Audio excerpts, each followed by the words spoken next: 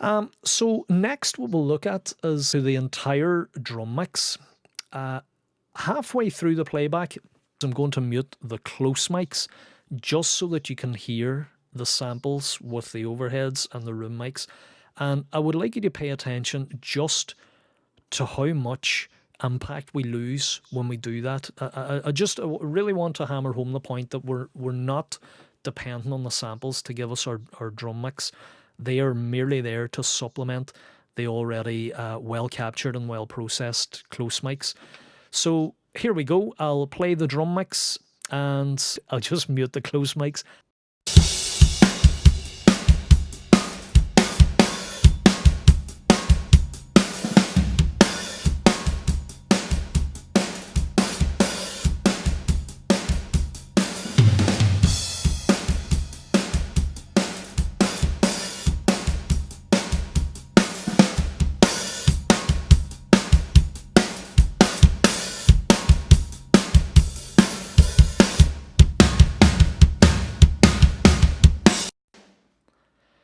So there you go. I hope you can hear that. The impact that the close mics are giving us, it's absolutely incredible. That is where our main punch is coming from in terms of our drum sound. We've been very careful with our overhead capture to make sure that we get a really nice overall picture of the kit. It's really helping bring our kick and snare out. The snare top mic, plenty of punch in it. The toms sound like cannons. They sound absolutely incredible. And our kick drums, really, really nice and round and punchy. So again, what I'll do, I'll cycle through again. I'll mute the samples this time. And then again, just to finish off, I'll mute the close mics again, just so you can hear the difference. So here we go.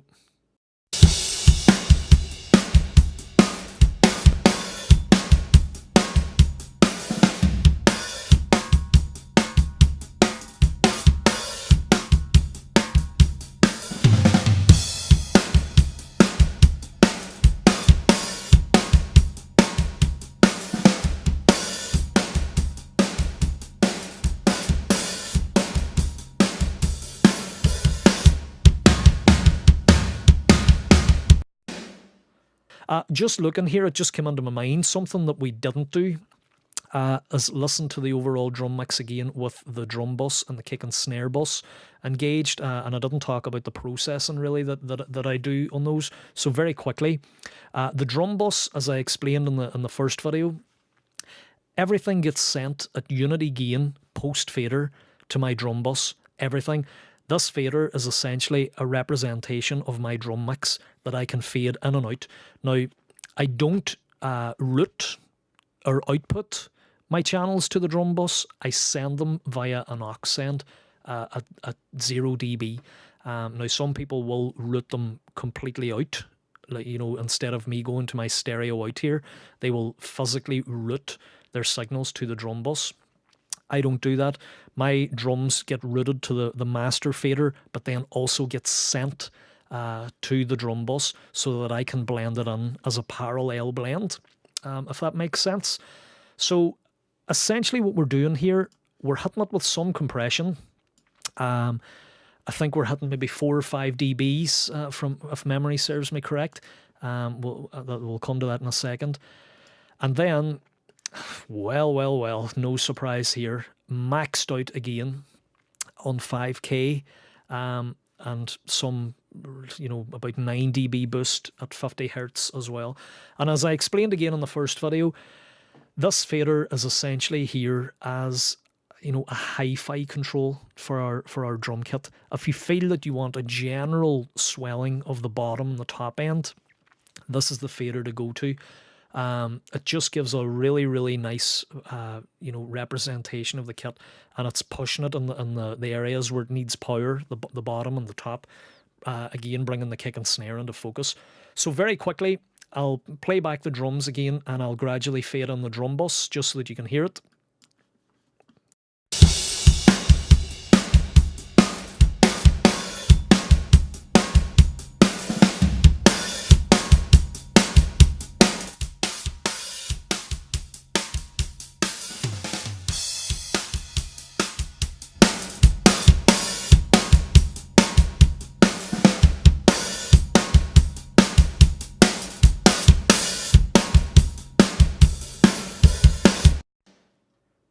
Yeah, so whenever you mute that, it makes what was otherwise a very, very good drum sound suddenly sound dull again. But this is the kind of control that's really, really nice to have. Say you're coming into a chorus, there's guitars kicking off and new parts coming in, and you suddenly find that your drums maybe aren't cutting it. This fader can be a godsend, just, gradually fading it in, coming into sections where you want a nice lift with your drum sound, works an absolute treat. Similarly, we have another bus setup, which is quite literally just for our kick and snare. Now, I did mention earlier, in this mix, I did send the toms to it also, because I just thought they needed a little push. So as you can see, again, extreme top end boost at 8K on the bell filter this time, as opposed to the shelving filter. And in around 1K, the area of maximum presence for, well, pretty much for anything, but for drums, the 1K region is amazing just for bringing out presence on a kick drum and a snare drum. So that's what we're doing here. Essentially, this is another fader that needs to be used very, very tastefully. It's not something that features too prominently in my mixes. It's just there again for sections where I feel that the kick and snare is getting lost. It's nice to automate it in and out, maybe for a chorus or a solo, something like that. It's not something that I would have blasting through the track, from start to finish. Definitely not. So again, we'll start playback with us muted. I'll fade it up and then I'll solo it just so that you can hear what it's doing. It does sound quite extreme on its own, but it fits in really, really nicely if you're conservative with it.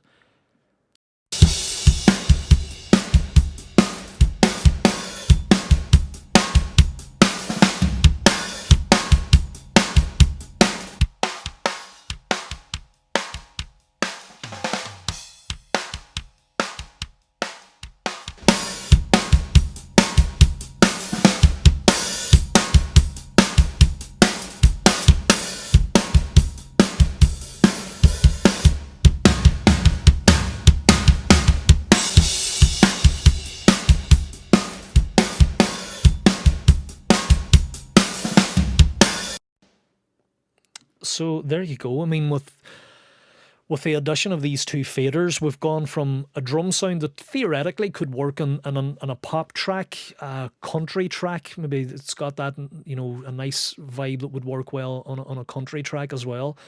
And with the addition of these two faders, we have just taken it to, a completely different place. Instant aggression, instant brightness. The bottom end becomes more substantial. You're shifting genres with, by two fader moves, essentially, which is a very, very powerful mixing device. I mean, it really, as I say, when used with caution, particularly the kick and snare bus, it can really, really help transform your drum sound into something more aggressive. So thankfully, I just remembered about that as I was about to sum up earlier. Probably the most important part of the video. So there we have it. As always, I'm completely, I love hearing from people. I love hearing if any of these techniques have been of any use to you, or maybe is there a workaround, something you've tried that's similar, or maybe you completely disagree with something that I've done. Feel free to get in touch. I love talking about drums. I love talking about mixing. I'm more than happy to hear from everyone. And also, if anyone has any requests in terms of content, something that they'd like me to cover in a video, please feel free to shoot me a message as well. I'd really be keen to hear your thoughts. So I'll speak to you all soon. I'll be updating this video series regularly, and I'll do my best to get back to everyone that gets in touch. Thank you. Take care. Bye bye.